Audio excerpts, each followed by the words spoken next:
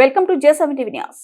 ఈ భూములను రేపు నిషేధిత జాబితా నుండి తీసేసినా మళ్ళీ పెడతారేమో అని భయపడి కొనడానికి ఎవరైనా ముందుకు వస్తారా? ఇంతమందిని ఆగం చేయడానికి కారణమైనోడు ఎవడో తెలియాలి కదా. అందుకే దీని మీద తక్షణమే సిట్టింగ్ జడ్జితో విచారణ జరిపించాలని బీఆర్ఎస్ పార్టీ డిమాండ్ చేస్తుంది. ఎవడు ఈ భూములను నిషేధిత జాబితాలో పెట్టుమని చెప్పిండు? ఎవరి తప్పు వల్ల ఈ లక్షలాది మంది ప్రజలు కనీసం గుండె మీద చేసుకొని నిద్ర కూడా పోని పరిస్థితులు ఎందుకు వచ్చినాయి?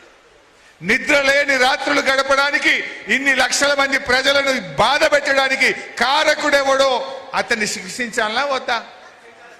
ఉటిగానే సారీ చెప్తే అయిపోతుందా? అంటే వాడెవడో వస్తాడు, మర్డర్ చేస్తాడు, మళ్ళీ వచ్చి సారీ అనగానే మాఫా? దొంగతనం చేస్తాడు వాడు, ఇంట్లోకి వచ్చి అంత ఎత్తుకపోతాడు, సారీ అంటే మాఫా?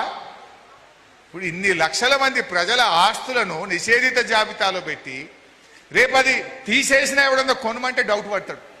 ఏమో వీడు మళ్ళీ తీసింది కానీ మళ్ళీ పెడతాడేమో, ఇది ఒకసారి అందులోకి పోయింది కదా అని ఎవడు రేపు కొనేటోడు కూడా కొనడు.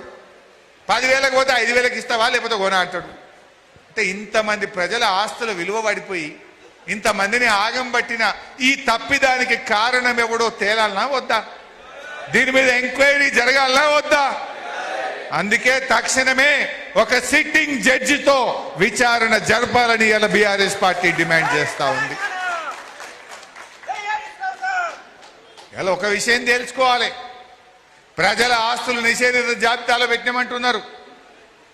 మర్యాద కొద్ది తీసి తప్పు చేసిన వాడిని శిక్షించి నిర్ణయం తీసుకుంటే